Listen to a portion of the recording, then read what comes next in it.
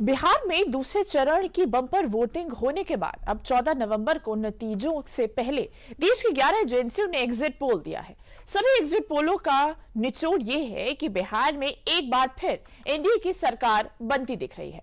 बिहार की 243 विधानसभा सीटों पर चुनाव खत्म होते ही एजेंसियों ने एग्जिट पोल जारी कर दिए हैं। अधिकतर सर्वों में एनडीए को बहुमत मिलता दिख रहा है। पोल ऑफ पोल्स पर नजर डालो तो बिहार में फिर से एनडीए की सरकार बन सकती है। इनमें एनडीए को 131 से 157 सीटें, महागठबंधन को 80 से 93 सीटें और अन्य को 3 से 6 सीटें मिल सकती हैं।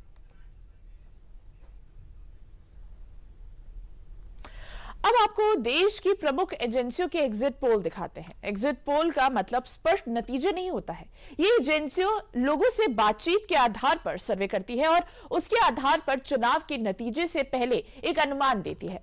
बिहार में 6 नवंबर को पहले चरण की वोटिंग और फिर 11 नवंबर को दूसरे चरण बम्पर वोटिंग दर्ज की गई है। वोटिंग के बाद 11 एजेंसियों के एग्जिट पोल का निचोड़ यह है कि बिहार में फिर से नीतीश कुमार की सरकार बन सकती है। एजेंसी पी मार्क के मुताबिक एनडीए को 142 से 162 सीटें मिलने का अनुमान है, जबकि महागठबंधन को 80 से 98 सीटें। वहीं जनसुराज का भी खाता खुलने का अनुमान है, जो उसे 3 सीटें तक मिलने की बात एग्जिट पोल में आई है।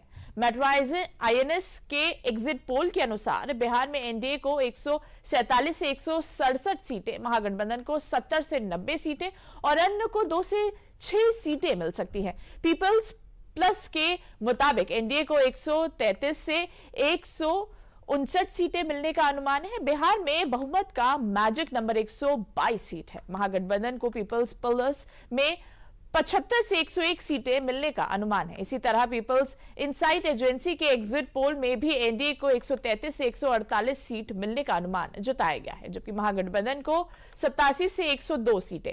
एजेंसी जेवीसी के एग्जिट पोल में एनडीए को 135 से 150 सीटें, जबकि महागठबंधन को 88 से 103 सीट मिलने का अनुमान है।